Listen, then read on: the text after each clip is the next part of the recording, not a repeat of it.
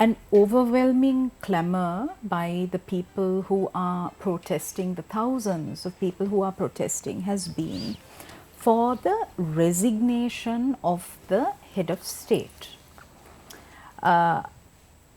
This has also been echoed in parliament by the opposition parties. However, we seem to be at a kind of like a deadlock situation where this resignation is not taking place. On the basis, look, I have the mandate of the people. How do you view this? So, yes, it is correct that the Constitution says that the President cannot be kicked out if he is to be asked to, without completing his term, he must be impeached, or on the other hand, he must resign. So, he has choice in that regard, unless he is, that is supposed to be the protecting the sovereign right of the people to elect a government, right?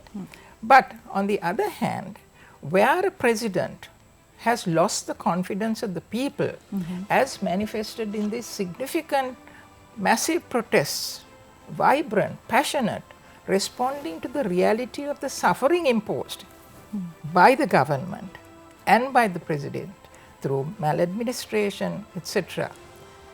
And there is no time to go through the path of impeachment, then one would say that it is an obligation of that president of the government to respond to that voice of the people, and this is what they are not doing.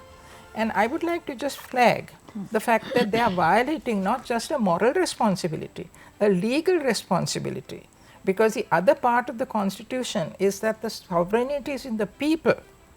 The president is the executive arm of governance, of the people's right to governance. If that is so, then this is not open-ended discretion.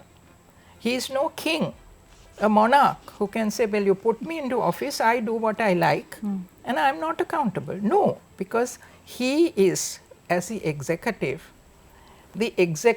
arm of governance of the people, by the people.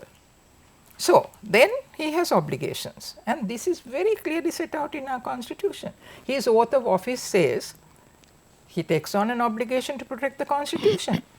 And the Constitution says in its preamble that the respect for the Constitution is a respect for the people, the sovereignty of the people.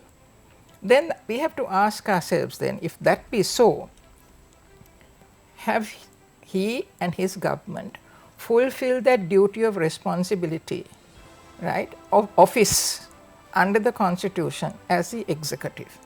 And the clear answer is no. If a country has been reduced to bankruptcy and food insecurity because of extremely flawed decision making, then that government and that president has not fulfilled their obligations to the people